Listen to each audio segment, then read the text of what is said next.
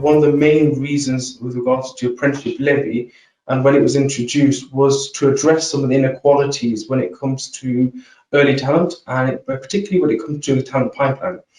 However, recent data has shown that this hasn't been the case with the apprenticeship levy tackling some of these inequalities, and particularly for minorities and socially disadvantaged. So, Stephen, my question to yourself is the apprenticeship levy really working? And if not, what could be done to address this? Thanks. I mean, I think on the whole, apprenticeships have been and are a good thing.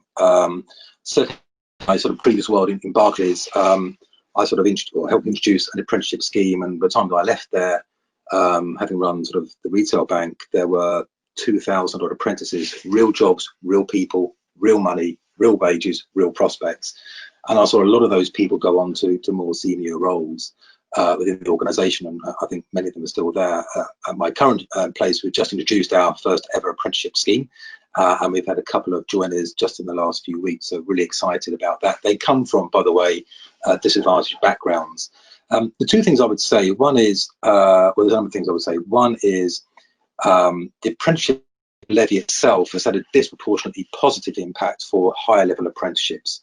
Now, that's okay at one level, you want that to happen, but you don't want the disproportionately negative impact that it's had on lower level apprenticeships, which can then progress to higher level. So they start low, they have career opportunities ahead of them.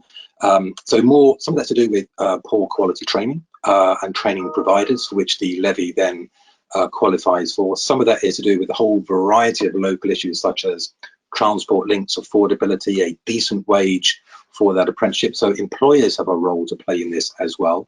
And that's one of the things that the Social Mobility Commission has tried to do, which is link to employers and apprenticeship schemes to understand what issues are getting in the way. Some of that is around childcare and cost of that. And again, we've made recommendations to the government to increase the amount available for funding of that and free childcare allowances. So it's multifaceted, but more needs to be done for lower level apprenticeships for sure.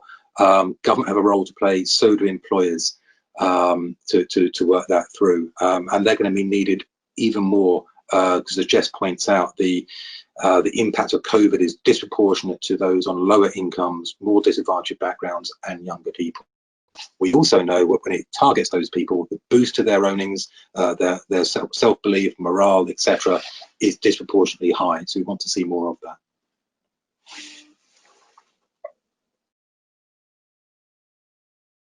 Stephen, just to on the question on that, is that something that's been highlighted by the Commission in terms of real data, real-time data, based on where we are over the last year, considering the pandemic? It will produce a new set of data, but is that something that's been based on real-time data, or is it on historic data?